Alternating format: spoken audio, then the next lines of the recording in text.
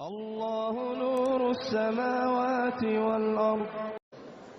ومما يذكر في الآثار في التنبيه على هذا المعنى أن مطرف ابن عبد الله بن الشخير رحمه الله تعالى، وهو من علماء التابعين، رأى رجلا عليه حلة أو بردة يختال في مشيته، فقال له رحمه الله تعالى، قال: يا عبد الله، هذه مشية من يبغضهم الله، هذه مشية من يبغضهم الله.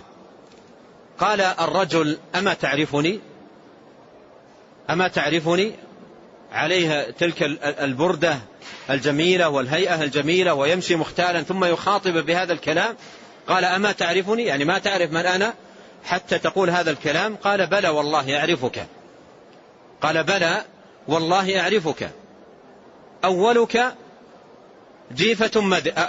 نطفة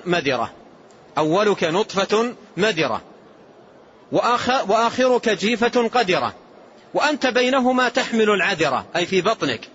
أعرفك أنا، أنت أولك نطفة مدرة وآخرك جيفة قدرة وبينهما تحمل العذرة. قال: فمضى الرجل وترك مشيته، أدبه بهذا الكلام.